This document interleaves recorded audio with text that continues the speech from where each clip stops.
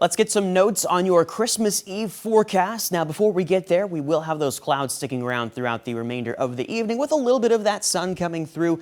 But these clouds will actually get a little bit thicker going into tomorrow morning. And by the time we get the sun up, a few showers could be falling in the area. Might see a few more of those going towards lunch. But of course, it's the afternoon and evening for Christmas Eve that we'll be watching for some thunderstorm potential. As a cold front approaches, we should see some scattered thunderstorm development start from the north and move in and continue to make its way down to the southeast throughout the mid-afternoon, late afternoon, evening, into the overnight hours for Tuesday. Better chances along and east of Interstate 35.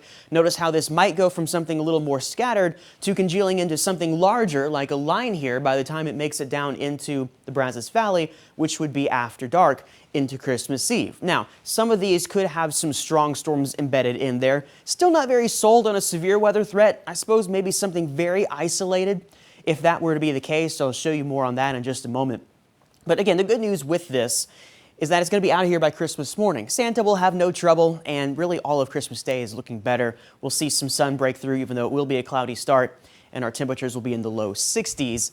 But again, if you're going to be traveling tomorrow, maybe get that travel done in the morning as opposed to the afternoon and evening.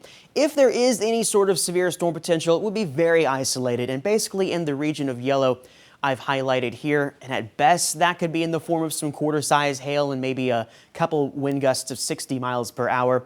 It might be that flooding could be the #1 thing that we see out of this in terms of the threats, but even the flooding threat is rather low. But we'll pick up some decent rain from this one, I believe, especially east of Interstate 35. So going into tonight, most locations dropping down to 61 degrees. And then into tomorrow, about 69 for Waco, 70 in Killeen and Temple, 70 in Madisonville, and 68 degrees in Lampasas tomorrow. And your 10-day forecast here, 62 on Christmas Day. We'll watch Thursday as well for what looks to be another round of scattered showers and thunderstorms coming through, maybe those on the stronger side, but partly cloudy going into the weekend. Notice that the warmth sticks around. We're going to be in the 70s for a little while, and that forecast for the Brazos Valley looks pretty warm too. In fact, as you take a look at this, you'll notice we've got 73, then 63 on Christmas Day, but we're looking at 71 there on Thursday, and really just right around the mid-70s all the way through Monday, partly cloudy during that time. And then going into New Year's, that's when some things might be able to change. There are some signs that by New Year's Eve and New Year's Day, we're going to be cooling down, but definitely some warm weather to close out the year.